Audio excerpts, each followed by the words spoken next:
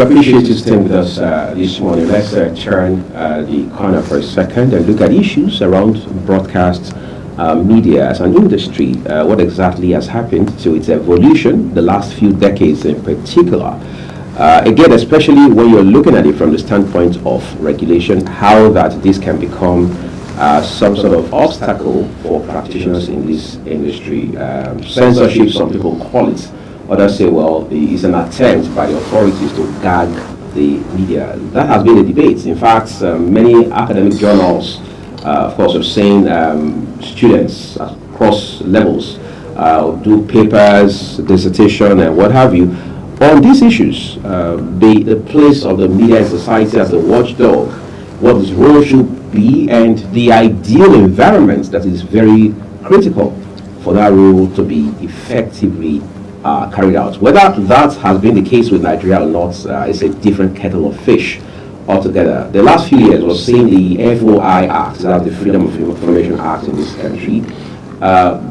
Practitioners, even at executive level, still say that they have not been able to leverage it maximally for one simple reason, that those they are supposed to be the watchdog over are not cooperating. So it has become more like a toothless bulldog for many practitioners in this industry. So the question is, what happens going forward? What can be done differently from a regulatory standpoint to ensure that the media is better positioned for efficiency and effectiveness? This morning we're joined by a respected international veteran broadcast journalist who has had an extensive experience working with the prestigious Nigerian Television Authority, that is the NTA, as well as Press TV, which has presence across the globe.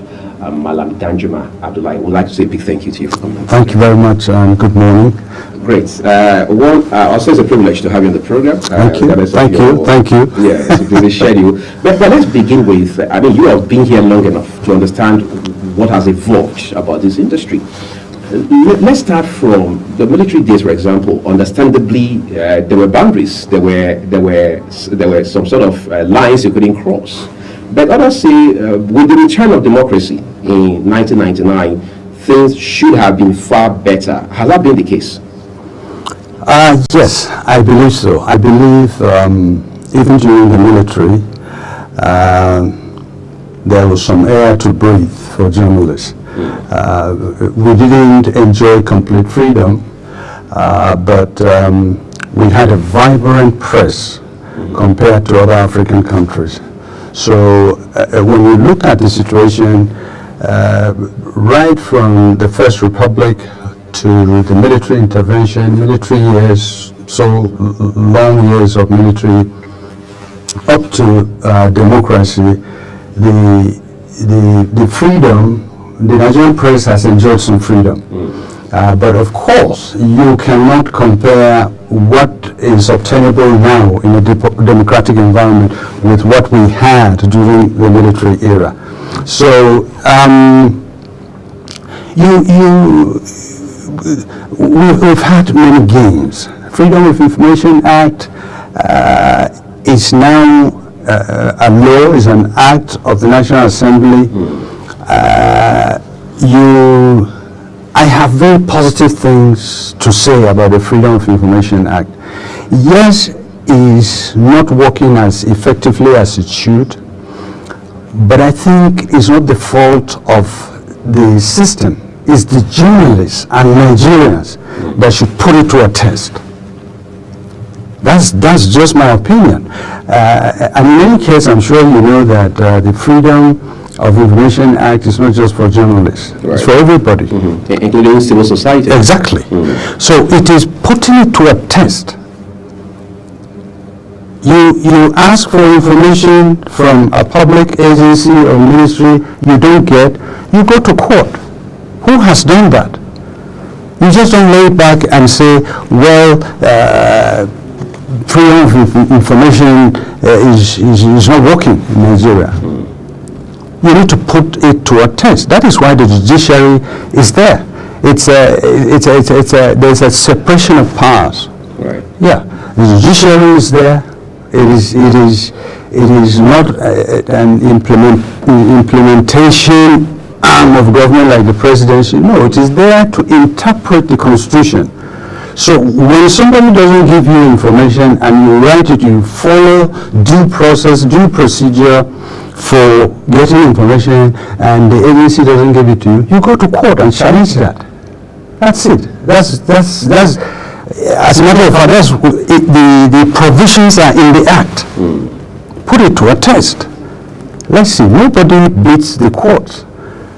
It may not be serving us as effectively as it should, but it is the last hope that we have, and it still remains the best arbiter in Nigeria. So people don't just stay back and say that freedom of information is not working. No. Put it to a test.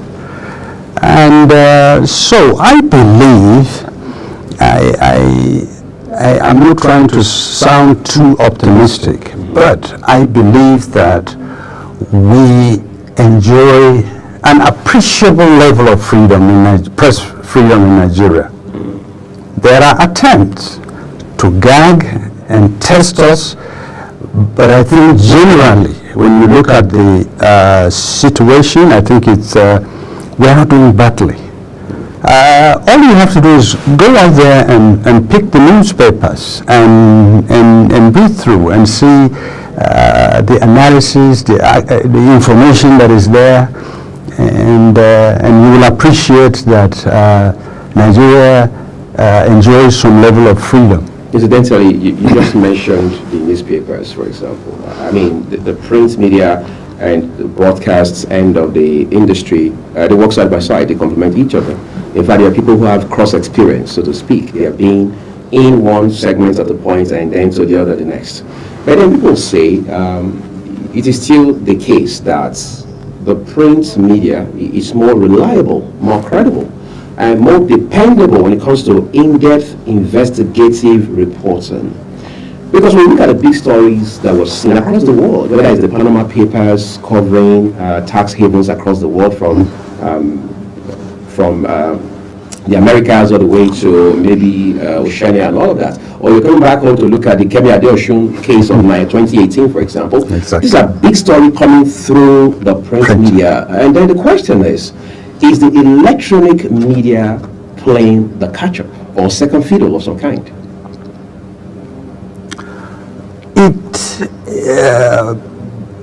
Broadcasting is an expensive venture. It takes a lot of capital to set it up. Right. You need professionals. Even when you can afford professionals, people who are truly journalists, who are committed, who are very professional, and you can afford to pay them, you still need to invest in equipment. You still need to invest money in the practice itself. Now, having said that, I want you to look very critically and tell me the television station or the radio station that is willing to engage in that investment. There's a lot of resources involved. Sometimes, I think, this is my opinion, of course, but I'm not trying to push it. Maybe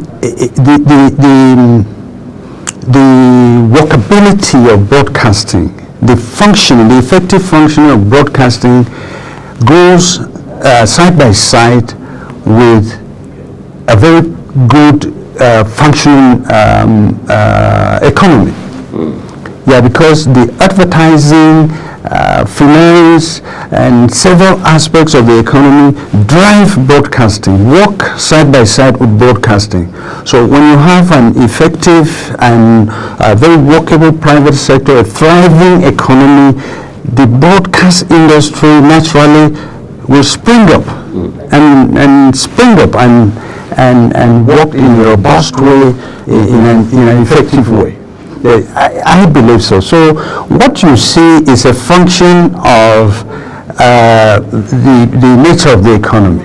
It's not working as it should. When you have an economy that performs very, very, very maximally, you will look for broadcasting because, I mean, you can't beat television, you can't beat radio. Print is number 3. Behind radio and television. Behind radio and television because of the immediacy. Apart from immediacy, radio, for example, is very pervasive. It is probably out of the 3, out of radio, television, and newspaper, radio goes to every nook and cranny of Nigeria. So which is a factor. Exactly. Very pervasive. It reaches. So if you have a message or a product to sell or a service to push out to consumers, what effective way do you have of reaching out to them but radio? Apart from radio, television, because they can see and hear. But we are just, well, maybe we'll get there. That's just my take on that. Let's talk about issues around regulation now. Okay. Yes, just this week there was news came through that the National Broadcasting Commission (NBC) has now been ordered by courts, a high court in Lagos. They said, look, you have no powers going forward to leverage whether your acts, the NBC Act that is, or your NBC codes to impose fines on broadcast media outfits in Nigeria. Of course, the practice had been that the NBC has categories of fines. We've seen that happen with TV stations across this country at one point or the other. In fact, there have been a few cases where licenses had even been revoked. What's the implication of this? I know you're not a lawyer, but you are a long-standing professional and practitioner in this industry. What is the NBC without imposition of fines? What happened is really very interesting. I read it and I was bewildered. But as a journalist, as a Democrat, as still a practicing journalist and a veteran, I will hail the court ruling.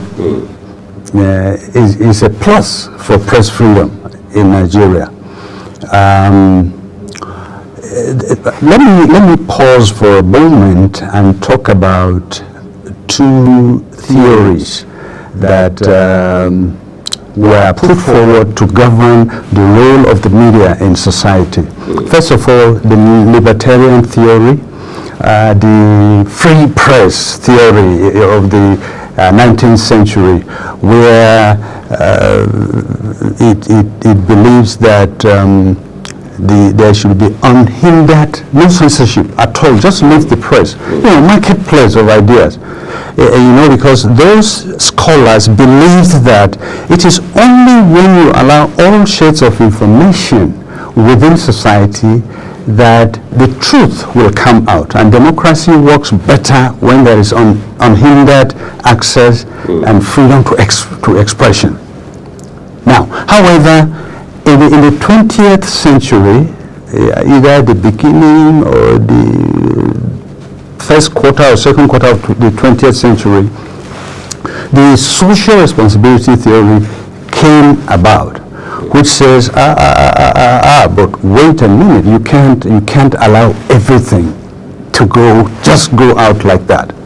There is need, the media have a responsibility to give accurate, unbiased, and content that serves the public. In other words, you can't come out and tell a lie against Mr. Uyi. It is libel. It is libelous. It is slanderous. There are certain things you shouldn't do to offend the government, like blurting out information about troop movement or anything that involves it will be a threat to national security. So you can see that limitations now started coming and said you don't have absolute freedom. Right. This scenario I just painted has continued in many countries, even Nigeria, up till today. Now let's look at the case of the NBC. Serap went to court, right, and say, you can't fine you can't threaten, NBC cannot harass this thing, and we want you to tell us if they should do that. And the court said no, the NBC doesn't have the right to do that. It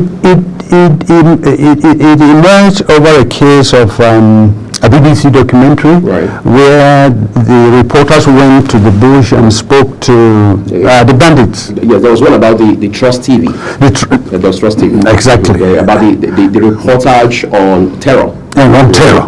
Intervening terrorists in the bush, going to the question that was bewildering security operatives, how did you get access to these guys?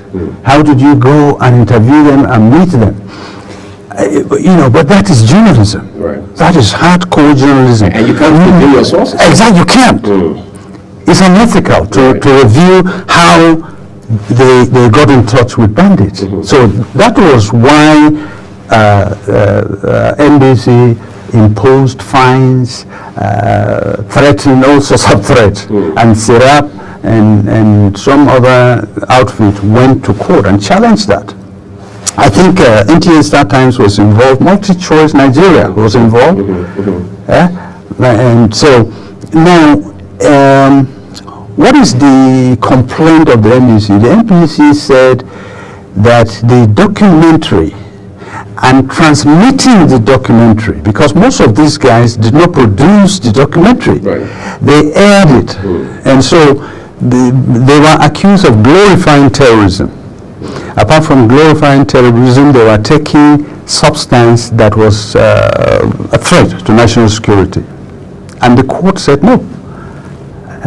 Fines, harassment by NBC is not legal. As a matter of fact, what the court said, what NBC was doing goes against some sections of the Constitution. And so we are in the best position to interpret the Constitution, not you, NBC. That's what the court was saying, exactly.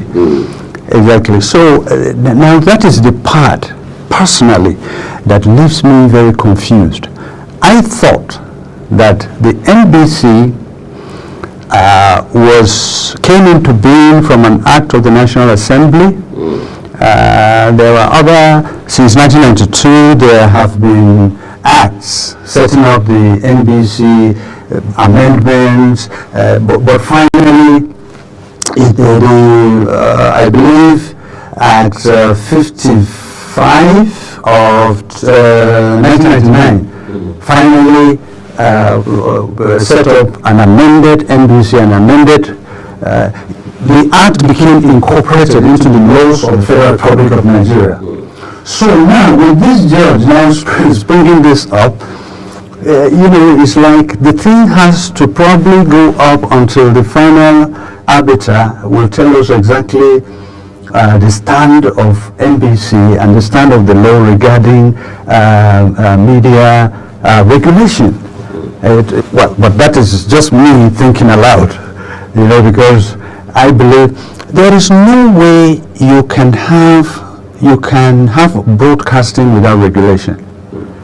Even in the global West, right? In the global West, there is.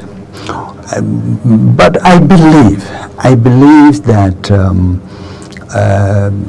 going back to the scenario I painted, those two, is the government of the day then that was probably overplaying its muzzle, or flexing its muzzle, because I don't think the NBC is still truly independent. I don't think so. I don't think it's still the DG, for example, and the members of the board are still appointed by the government, I believe. So maybe it has to be truly independent, truly independent, where competent professionals will be appointed who will not only regulate broadcasting but will protect broadcasters. Because that is essentially the role of a regulator, is not just to punish and sanction, no, but to also protect. But it's difficult to do that if somebody appoints you and you're looking up there. There are many agencies of government that truly need to be on their own. INEC, NTA, and all this thing. They need to truly protection, because they are very critical agency to the success of democracy. So the question is, are they serving the public or are they serving the interests of a few individuals? That is something we need to think about, and that is something that needs to be addressed. That cannot be done until probably a move is made and taken to the National Assembly so that it will become law of land. The National Assembly will become the statutory body that appoints people who will administer these agencies. I believe there is need to do that. Right. There's also need to take a good break. We'll be back shortly, quite frankly, because we need to expand this for you. A few more things we have done hold in the next few minutes. Do stay with us.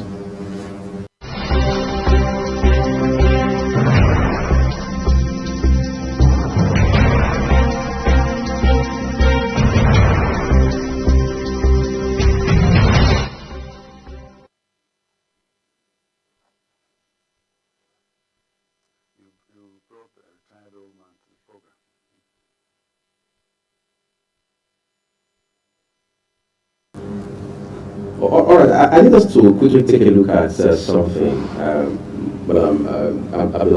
mean, you have been in this country for some time, practicing and observing.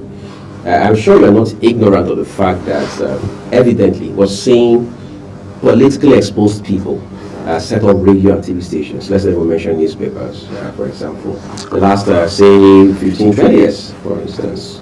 Should this give us some concern when you have PEPs or PEPs, as they call them, veer into broadcasting, set up media houses, and all of that? The issue of interference, for example. I missed that, I'm sorry. I mean, when you have people who are politically exposed, okay. Politicians, categorically speaking, and now they're setting up radio stations, TV stations, even print media outlets, and all of that. Yes, people have the right to invest wherever they want to. It's a choice they have to make for themselves. But what are the implications, especially on the downside? Well, politicians are very funny. They are very funny people. Maybe I think it's about time, Mr. Uyi, you gather some of the money you've been saving and investing in broadcasting. There should never be a vacuum. I believe there shouldn't be a vacuum. Right. Broadcasting has been deregulated. One minute. We need to talk about deregulation, quite frankly, in this industry. But let's take a quick break now.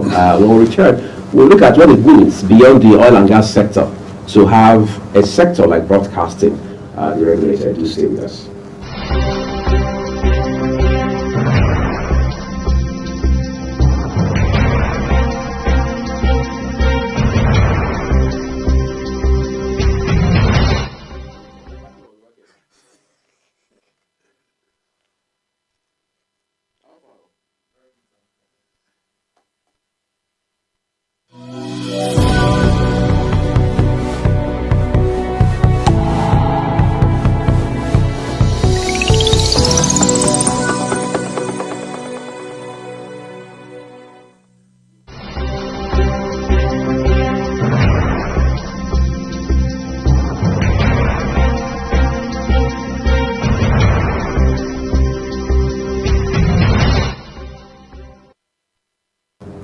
You were saying that it can't be vacuum, for example. Yeah, would you like to get your thoughts from? Yeah, sure. There shouldn't be a vacuum. A vacuum, usually the law of nature says that there shouldn't be a vacuum. Now look at the industry. The sector has been deregulated. People can invest in the sector, and they are not investing, or very minimal investment. the courageous people that were able to do that, like John Momo of Channels, late Dr. of AIT, and so on and so on, and a few others. Now, people and politicians are opportunists. They look when the situation is right, when there is an opportunity, they pick it up. Radio and TV stations have become tools to push through political ideologies, to fight opponents, to try to get political office and push point of view, and so they are using it. That is just it. Now, is it good for the system? Well, maybe not. Maybe it depends on which side of the system you're looking at it. But I know that there is need for the industry to grow. And the industry cannot grow if people don't invest in the industry, in the sector. And so these people, even if they are using it not in a way that you and I will think that broadcasting should be used, at least they have tried. They are investing into the sector, and so it's contributing to the growth of the system. Now, there shouldn't be any misuse if the regulatory agencies are doing what they should be. If the industry is being regulated very well and people know the professional way to do things, the question of misuse shouldn't arise at all. So that is just my view on that. Let's talk about situation where you have, as we hear and as we even see in some cases, media executives dining and wining with politicians. In some cases, even in the open, I mean, in public glare and things like that. How much of compromise does that create? Because there's supposed to be a distinction. Of course, the press is not the enemy of politicians. But you see, as they say, whatever is not doing at all is not doing well. When media executives dine and wine with politicians, does that not affect credibility to a very large extent? It does. It does. It affects credibility. I believe it does affect credibility. But then again, I believe that we should look at generally in society, what kind of a society are we in? What are our ethics? What is the moral code or codes under which society operates?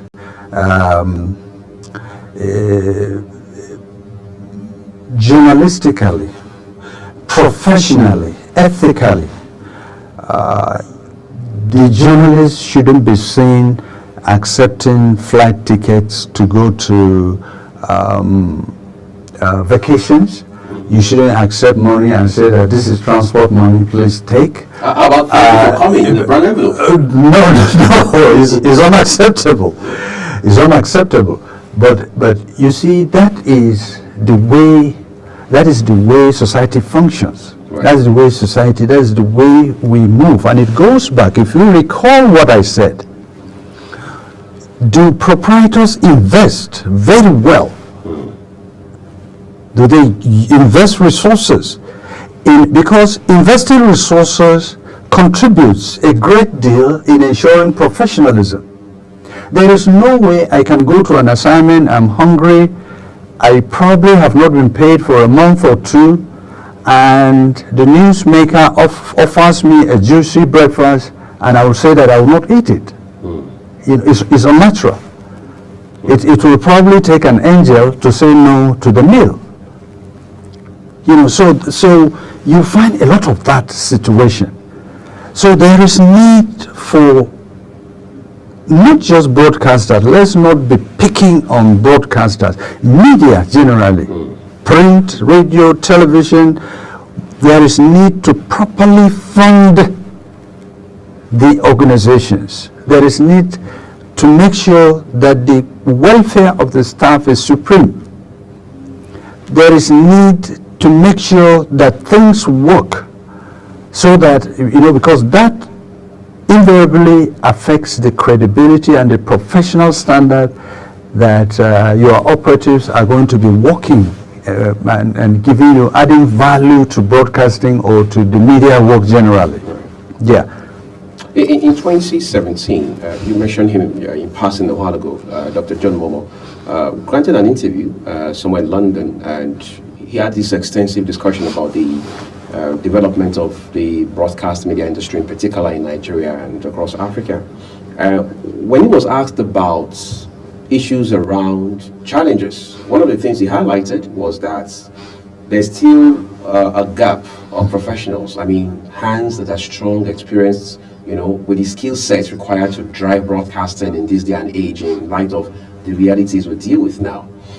That was in 2017, like I said, 7 years ago. Would you say we've done better in recent years? I mean, in terms of the quality of people put out on radio, television, news and current affairs, programs, presentation, anchoring, reporting, and all of that. Well, let me say this. You cannot. It's illogical to generalize and condemn every practitioner and say that the entire generation is bad.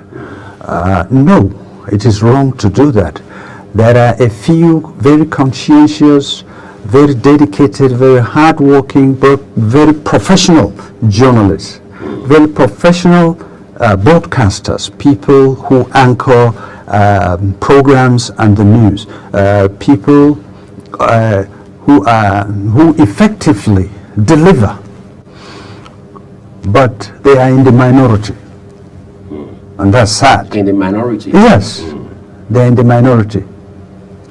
If we have professionals working, you shouldn't, I believe, that this is my opinion, I believe the level of corruption in Nigeria will reduce. If you have professional, ethical journalists, investigative reporters who do what they are supposed to do, you shouldn't, the level of corruption in society will reduce.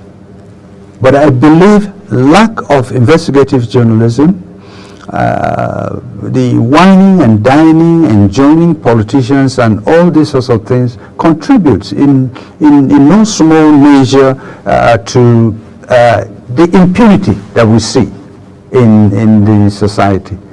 I wouldn't say that journalists are partners in crime. No. I wouldn't say that, because you have to have evidence before you can, But I believe that the people, the professionals, are very small. As a matter of fact, what we are seeing, the few people are becoming an endangered species. I don't know what is going to happen when hard-hitting investigative reporters and professional practitioners, when they begin to fade out and they are not practicing, what is going to happen? Who is going to take over? Because there should be continuity in whatever you do, in whatever profession, including the media profession. I believe there should be continuity. People should be able to look at people in the industry as role models, as mentors, and they take over from there. But what is happening, cast your mind back 10, 15, 20, 25 years, 30 years back, and look at the crop of professionals that existed then. It's like we are going down, and it's not healthy. I don't want to point a very pessimistic picture, because I believe that there is something can be done to arrest the situation and to move forward. Let's talk about proliferation. Some people say we now have a proliferation of radio and TV platforms across the country. How valid or otherwise is that argument? It is. Do we have too many radio and TV stations?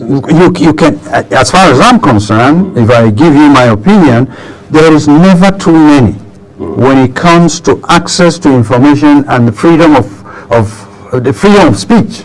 Right. Yeah, the more the merrier. The more I believe, again, this is my opinion, I believe that the more broadcast stations that you have, the more print media that you have. Don't forget that online print newspapers and so on are dishing out soft copy. The better it is for the freedom of information, for the freedom of speech, and invariably for the success of democracy. Yeah, people should be able to invest. I don't see it as I don't see it negatively. I see the proliferation of radio and TV stations as a plus for democracy, as a plus for freedom of speech. The challenge is, are they professional and are they doing the right thing? Well, we have to, the agencies responsible and the practitioners themselves should be able to look at themselves and monitor themselves and regulate themselves before somebody comes in to regulate you. I believe that the practitioners should regulate themselves within. There should be some kind of clearinghouse within the Nigerian Union of Journalists to make sure it has a clean house, to make sure that the right people are doing the right thing in the profession. That is very important. And then, of course, not everybody will do what he's supposed to do, so regulators should be able to be hovering around and say that, oh, you need to do this or you didn't do this right, and so on and so forth, so that the system will work.